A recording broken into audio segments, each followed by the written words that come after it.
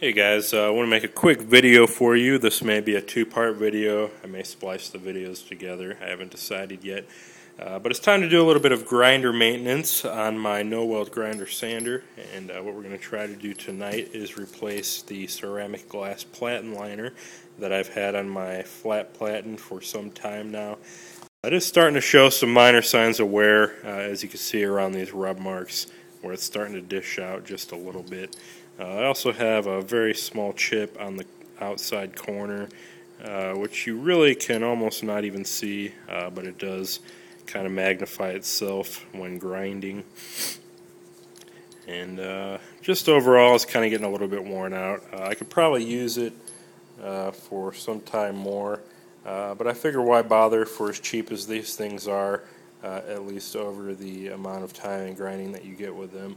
You're usually looking at about $15, $16, not including shipping, to get a replacement from usaknifemaker.com. So again, considering how much work I get out of these and how much grinding I do on one glass Platen liner, at least on the one I've had, I think it's a pretty minimal investment, again, considering how much you get out of it. So I figured I might as well just go ahead and save myself from future headaches or trying to milk this thing anymore. And I'm going to go ahead and put a new one on it. So I kind of wanted to show you what I had before, talk about what I plan on doing here. As I kind of mentioned in the installation video I made on this a while back, I did use double-sided carpet tape. I used, I believe it was an exterior grade. So it is pretty sticky. It has held up very well. I have not had even a hint of slippage or any kind of hint that this was trying to come off or pull off at all. Now I do have this ledge here at the bottom, which I definitely encourage anybody who uses these that you at least put that on.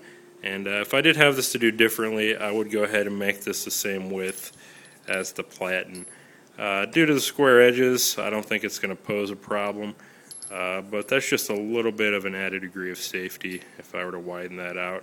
And even if it was a little bit too wide, it would easily wear off as the belt started running for a while.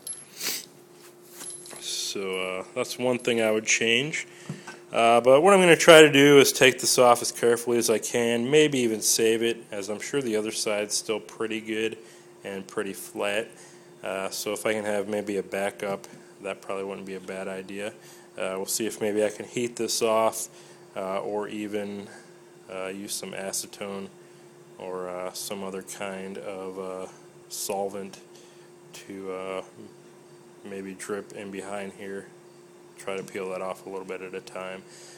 Not sure how it's going to work. Might not work at all, but we'll at least try. And when we get that off, we'll go ahead and prep these surfaces. Cleaning as well as possible with some acetone on both sides.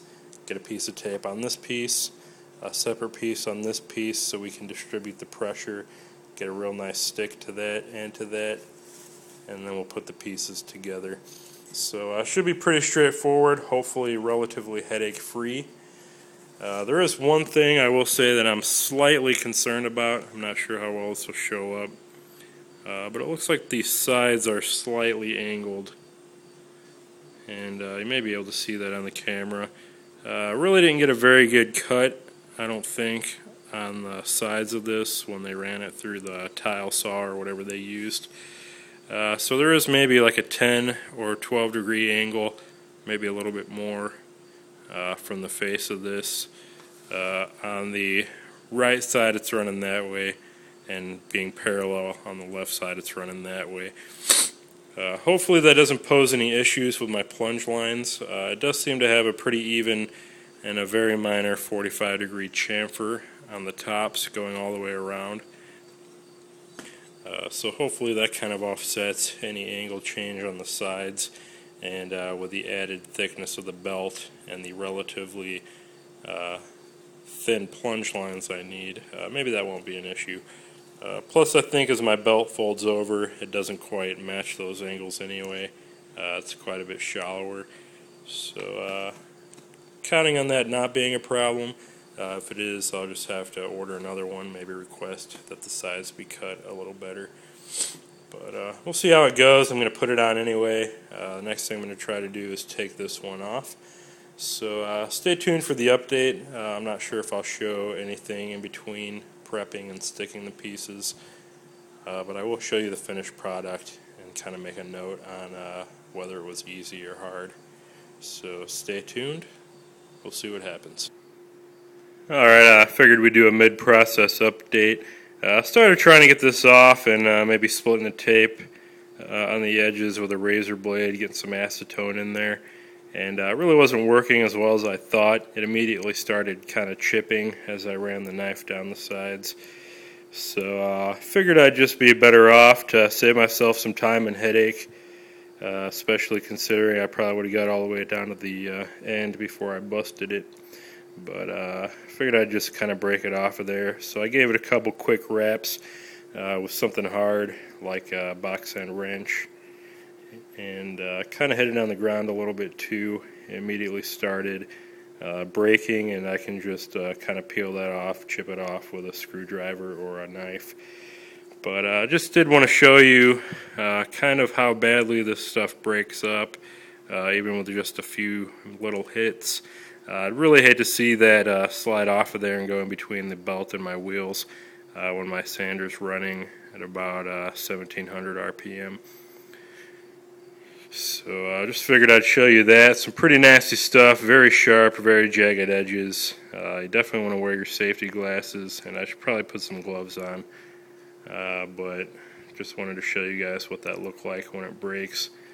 God forbid it was while your sander was running. So there you go. Alright guys, installation was complete, or is complete rather, and it was actually quite simple. Really not much of a headache at all. The broken pieces peeled off pretty easily. Once I got it broken up enough, I was actually able to grab a piece of tape and kind of peel large portions of it off. The rest scraped off pretty easily with a knife. I could have also used a scraper, probably would have been even faster. But once that was done, I merely wiped everything down extremely well with some fresh acetone and clean rags. The back side of this glass, as well as the front side of the metal platen.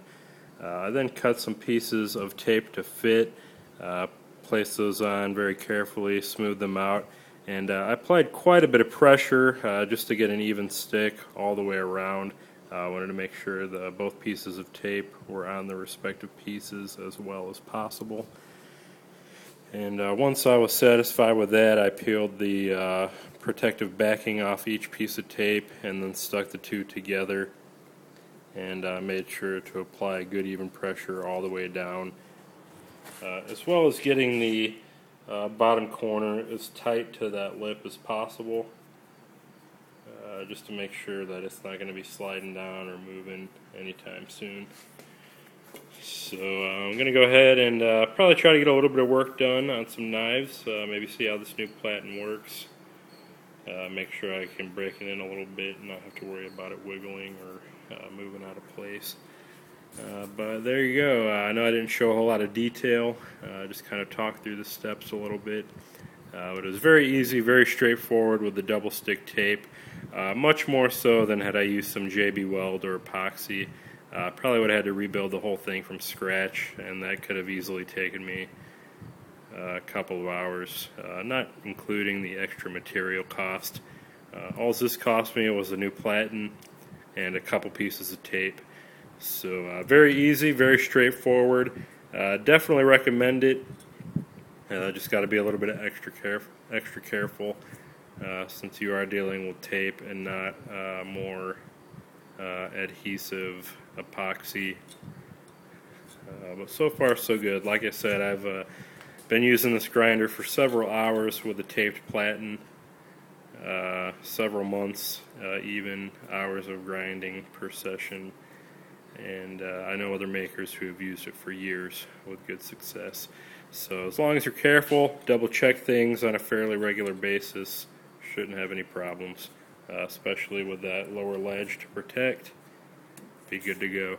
So there's a quick video, just kind of going over my quick Platen change, and hopefully my knives will show a marked improvement, and plunge lines will be that much easier. So that's that. I'll talk to you guys later.